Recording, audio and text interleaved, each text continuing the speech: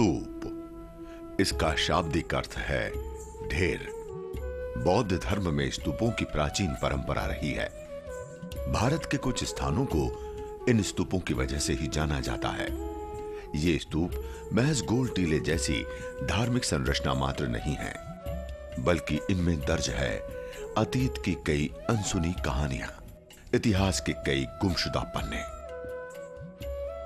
ऐसा ही एक स्थल छत्तीसगढ़ के नवनिर्मित जिला बालौदा बाजार में स्थित एक गांव डमरू में पाया गया। मिट्टी के परकोटे से घिरे हुए गांव डमरूगढ़ में पाए गए स्तूपों और अभिलेखों ने पुरातत्वविदों को हैरान कर दिया। डमरू के बारे में चर्चा करने के लिए हमारे साथ है फेमस पुरातत्वविद डॉक्टर शिवाकांत वाजपेयी। वाजपेयी जी, अगर इस स्तूपों के बारे में कहें, आप हमारे दर्शक को बताएं, इसको हम कैसे समझें? एक बहुत बड़ा स्तूप है और छोटे छोटे भी स्तूप है, इसको हम कैसे समझें? देखिए, जब बौद्ध धर्म की बात आती है तो हमारे यहाँ मंदिर निर्माण की जो वास्तुकला है लगभग 4वीं शताब्दी के बाद से प्रारंभ मानी जाती है, जब मंदिरों का पूर्ण रूप से विकास हुआ। इसके पहले भी अवशेष मिलते हैं मंदिरों का, लेकिन पूर्ण विकसित रूप में नहीं मिलते। लेकिन रिलीजियस स्ट्रक्चर्स या कहें कि धार्मिक वास्तु के रूप में हमारे सामने जो सबसे पहली बार कोई संरचना सामने आती है वो है स्तूप। स्तूप मूल रूप से बौद्ध धर्म से संबंधित है, और बौद्ध धर्म में स्तूप जब हमारे सामने, जब हम लोग स्तूप का नाम लेते हैं तो स्तूप का स्वरूप हमारे पास बड़ा स्वरूप आता है। जैसे हम लोग देखते हैं नालंदा का स्तूप, हम लोग देखते हैं सांची का बड़ा महास्तूप, और हम लोग देखते हैं सारनाथ का धम्मे के स्तूप। इस तरह के स्तूप की एक परिकल्पना होती है। तो ये स्तूप जो होते हैं 3 प्रकार के होते हैं। एक स्तूप होता है स्मारकी स्तूप, जो कि किसी की मेमोरी में बनाया जाता है।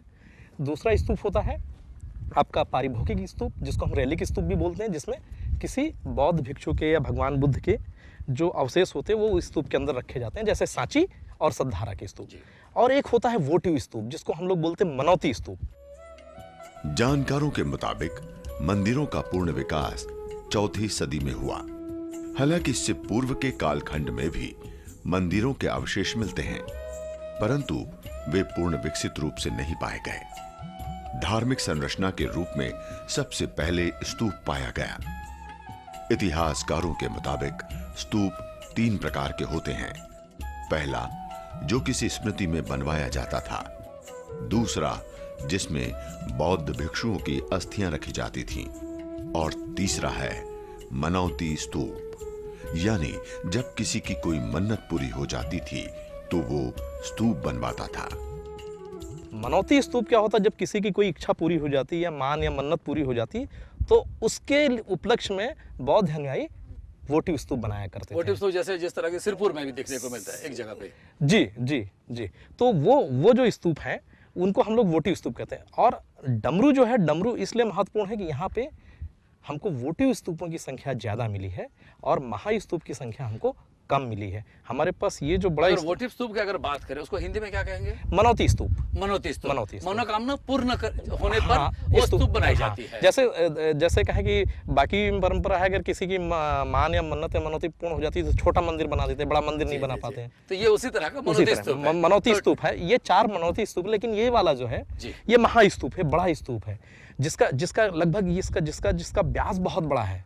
और ये जो है क्या हो रहा है कि जो डमरू है, डमरू की जो खुदाई हुई है, डमरू में हमारे पास कहें कि खुदाई में हमें 3 स्तर प्राप्त हुए हैं। कुषाण काल, गुप्त काल, और फिर कहें कि परवर्ती गुप्त काल, जो कि हमारे यहाँ के शरभपुरी और पांडुवंशी शासकों के समकालीन है। अगर इसको सालों पे बताएं जी, तो कितने 100 साल पुराने की बात कर रहे हैं हम लोग? देखिए, कम से कम ये हमारे पास 1500 साल पुराने स्तूप हैं जी। ये जो स्तूप आप देखेंगे हमारे पास, जो बड़ा स्तूप है और जो ये छोटे स्तूप हैं, जिनको हम लोग मनौती स्तूप कह रहे हैं, इनके बीच में हमारे पास कम से कम 500 साल का अंतर है। डमरूगढ़ इसलिए खास है क्योंकि यहां खुदाई के बाद एक नहीं 4 मनौती स्तूप पाए गए। इनमें एक काफी बड़ा है, इसे महास्तूप का नाम दिया गया। शेष तीनों स्तूपों की संरचना छोटी है। दिलचस्प बात यह है कि एक से दूसरे स्तूप के बीच कम से कम 500 सालों का फासला है। इन फासलों की कड़ियां जोड़ते ही अतीत का एक बंद दरवाजा खुल जाता है। ये जो पत्थरे हैं जी ये वो और एक ही है पत्थर। जी, ये सारे जो प्रस्तर खंड है एक ही प्रस्तर खंड है। देखेंगे नीचे से कि हमारे पास नीचे से इसकी लेयर्स आई हुई हैं। नहीं, मैं जिसकी जिक्र कर रहा था, जी अगर और बारीकी से अगर हम देखें जी तो ये जो पत्थरे हैं जिस तरह से टूटने लगे हैं, जी क्या ये 2000 साल पुराना होगा? जी जी बिल्कुल, ये 2000 साल पुराना पत्थर ये- और ये जैसे टूटने हाँ, लगे हैं। बिल्कुल बिल्कुल।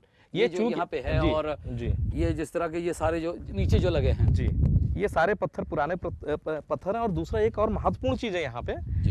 कि आप देखेंगे ये सारा काम इन्होंने जो किया ना मिट्टी के मोर्टार में किया है। वो लोग जो मसाला यूज करते थे इन पत्थरों को जोड़ने के लिए, आप कल्पना कर सकते हैं कि पत्थर कितने वजनदार होते हैं, और इनको जोड़ने के लिए उन्होंने मसाले में जो यूज किया मिट्टी का मसाला यूज किया है। अच्छा, ये जो लगा है वो मिट्टी है मिट्टी। और दूसरी चीज आप यहाँ बाहर आके देखेंगे ना, ये इतने बड़े बड़े, वो तो इसकी अपेक्षा वो कम वजनदार पत्थर, लेकिन बाहर वाले जो हैं ये भी सारे मिट्टी में है। और ये देखेंगे यहाँ पे पूरे मिट्टी में है।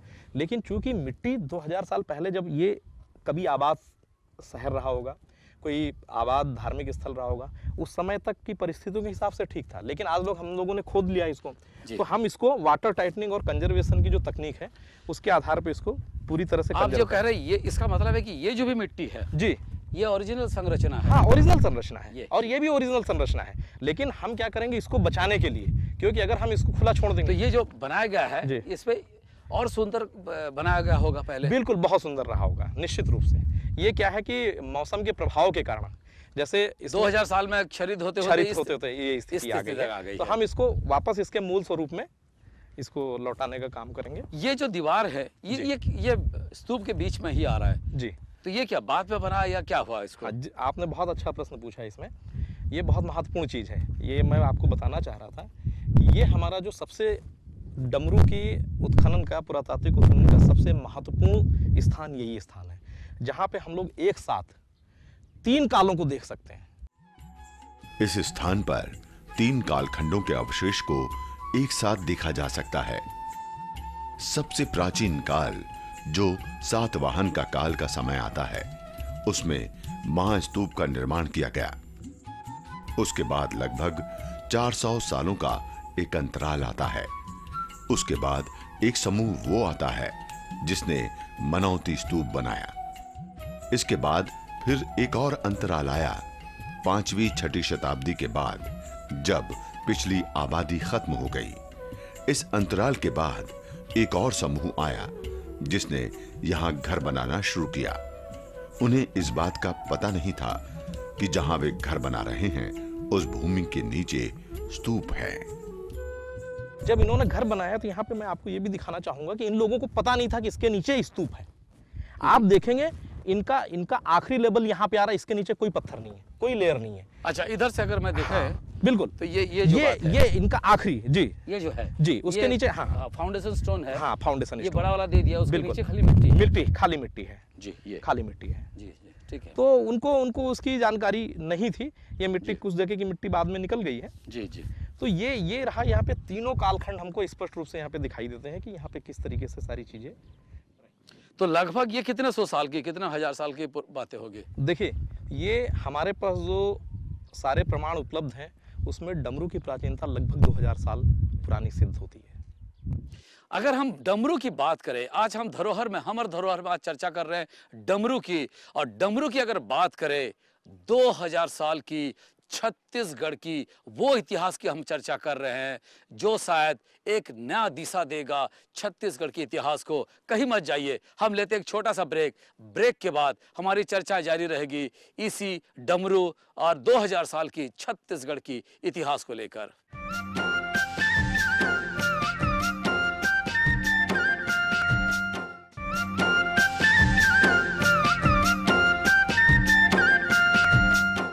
इस तरह की ईंटों की अगर बात करें, दक्षिण कोसल की यही खासियत रही है, इतनी चौड़ी सी ईंटा।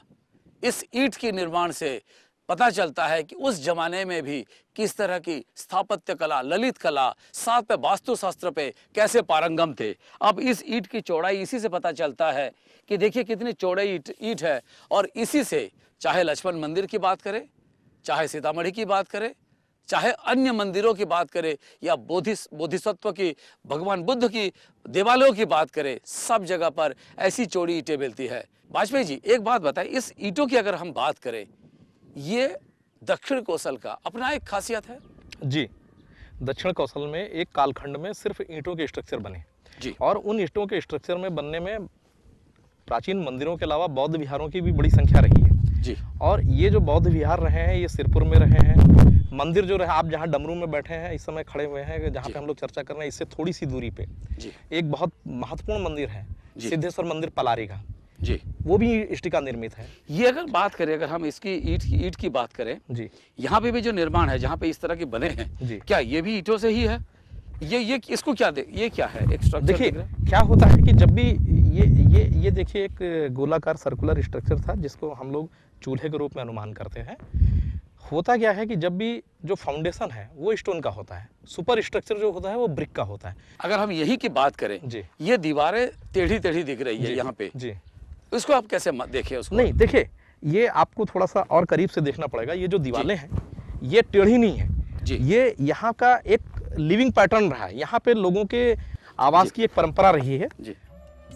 दिखने में टेढ़ी ये दीवारें उन दिनों की आवासीय परंपरा का नमूना है। 9-10 मीटर की इस गोलाकार संरचना के भीतर भी कुछ संरचनाएं प्राप्त हुई हैं। संभवतः ये यहाँ के निवासियों के घरों का बाउंड्री वॉल रहा होगा। यहाँ सबसे हैरान करने वाली वस्तु मिली है टेराकोटा की बनी टाइलें। एक बात मुझे डॉक्टर वाजपेयी ये बताएं, ये जो मिले हैं जी, ये क्या है? ये देखिए, ये मिट्टी की टाइल्स हैं, टेराकोटा की टाइल्स, पकी हुई मिट्टी की टाइल्स बनाई गई हैं जी। और इन टाइल्स का उपयोग यहाँ पे किया गया है। अभी हमको इस हिस्से में टाइल्स मिली, हम आधे हिस्से में उनको और ट्रेस करने की कोशिश कर रहे हैं। और ये टाइल्स जो है क्या ये फ्लोर रहा या छत रहा? ये फ्लोर रहा, ये फ्लोर रहा है। ये जैसे आज हम लोग घरों के फर्श पे अपनी टाइल्स लगाते, टाइल्स लगाते, मार्बल लगाते हैं, उसी टाइप का।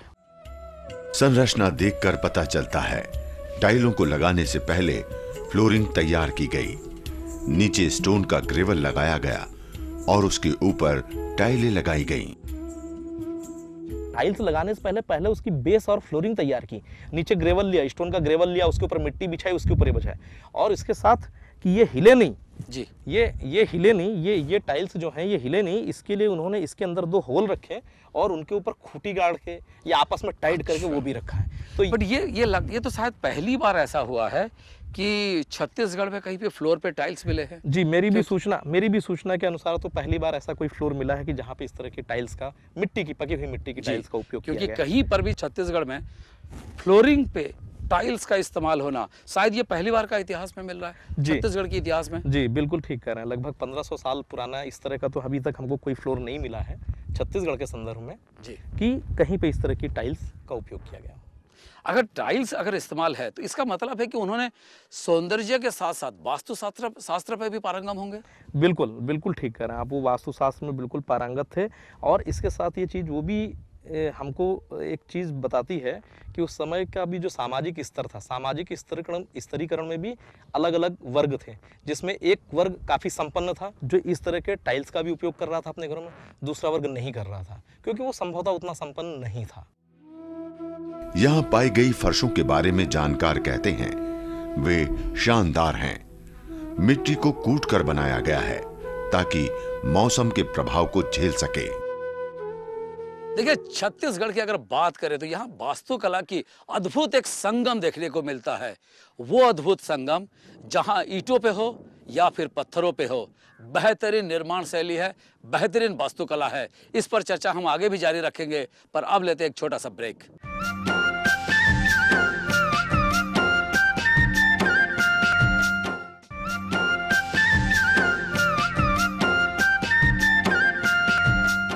ब्रेक के बाद स्वागत है हमर धरोहर के इस कार्यक्रम में। आज हम चर्चा कर रहे हैं डमरू की और साथ में दक्षिण कौशल के वास्तुशास्त्र की। देखिए जिस जगह पर हम खड़े हैं वहां पर आज से लगभग 2000 साल पहले 2 पत्थरों को या फिर 2 ईंटों को जोड़ने के लिए किस तरह की टेक्निक इस्तेमाल की जाती है, उसी की चर्चा करेंगे। डॉक्टर वाजपेयी ये बताएं हमको कि अगर आज से 2000 साल पहले सीमेंट तो था ही नहीं, फिर लोग चीज़ों को जोड़ने के लिए आयुर्वेदिक पेस्ट कहें या फिर जो हम खाने का भिंडी है या फिर बेल है जिसका शरबत हम पीते हैं उसका गोंद हो, या ऐसे क्या क्या चीज़ों को मिला के पेस्ट बनाते थे और साथ में चूने का भी इस्तेमाल करते थे। जी देखिए, हमारे पास जो कहें कि प्राचीन शिल्प ग्रंथ है जी, और जो हमारे पास प्राचीन स्मारक हैं, उन प्राचीन स्मारकों में प्रायः आरंभिक रूप में मिट्टी का उपयोग हुआ। मिट्टी सर्वथा सुलभ पदार्थ थी जो कहीं भी मिल जाती थी। मिट्टी को मजबूती देने के लिए, वैसे भी लोहार आज भी दो लोहे को जोड़ने के लिए मिट्टी का इस्तेमाल मिट्टी का इस्तेमाल करते हैं, बिल्कुल ठीक कहा। तो वो मिट्टी सबसे सुगम पदार्थ है जो कहीं भी उपलब्ध हो जाता था। उस मिट्टी को छान के, कूट के और उसका लेप बना के ईंटों को, पत्थरों को जोड़ने का काम किया जाता था। पत्थरों को जोड़ने के लिए प्राचीनतम तरीका है मिट्टी का लेप, जिसे कूटकर, छानकर तैयार किया जाता था। विकास के साथ नई तकनीक आई जिसमें सुर्खी और लाइम का उपयोग किया गया। 6वीं और 7वीं शताब्दी से पहले सुर्खी और लाइम का उपयोग मिट्टी की जुड़ाई के बाद प्लास्टर करने के लिए किया जाता था, लेकिन ईंटों या पत्थरों को जोड़ने के लिए मिट्टी का ही उपयोग किया जाता था, क्योंकि ये एक सहज, सुलभ साधन माना जाता था। विकास के साथ जो नई चीजें आई, हम लोगों ने जब कंजर्वेशन शुरू किया जी। तो मड मोर्टार तो क्या लंबे समय तक ड्यूरेबल आज की परिस्थितियों में नहीं हो सकता। जी जी। तो ये हम जैसे लोग आप कंजर्वेशन जो किए हैं ये उसी तरह का ही है जी। हम ये जैसे अगर बात हम करें लोगों तो? ने हम लोगों ने इसमें लाइम और सुर्खी का यूज किया है। बेसिकली हमारा लाइम मतलब चूना पत्थर। चूना पत्थर, चूने का। और जी। चूने को हम लोग पकाते हैं पहले अच्छा। पानी में डाल के लंबे समय तक पकाते हैं जी। और जो बालू होती है बालू को मिक्स करते हैं जी। और हम लोग इसमें सीमेंट से थोड़ा परहेज करते हैं, सीमेंट को नहीं मिलाते जी। हैं। अगर कई बार बहुत ही जरूरत हुई तो उसका एक बहुत मिनिमम रेशो लेके उसको स्ट्रेंथनिंग के लिए करते हैं। और बाकी हम जो प्राचीन तकनीक है उसी तकनीक का मतलब अभी जिस हिसाब से स्तूप बने हैं जी। ये आज से 2000 साल पहले इसी ही तकनीक से ही निर्माण होता था? नहीं, इसमें 2000 साल पहले तकनीक यही थी, लेकिन वो जो मोर्टार यूज करते थे मिट्टी का, हमने क्या किया है कि ये पूरे स्ट्रक्चर हमारे वही ओरिजिनल है, सिर्फ हमने इसमें मोर्टार जो यूज किया है लाइम का किया है, जिससे कि ये लंबे समय तक स्ट्रेंथ करते रहे। क्योंकि अभी अगर हम मिट्टी के मोर्टार में इसको यूज करके छोड़ देंगे, वैसे भी कहा जाता है जगन्नाथ मंदिर हो या बड़े मंदिर जितने भी उस जमाने के बने हैं सभी पे ही मिट्टी का ही लेप दिया गया और पत्थरों को पत्थरों के साथ जोड़ा और बहुत बारीक सा एक लेयर दिया। बिल्कुल बिल्कुल।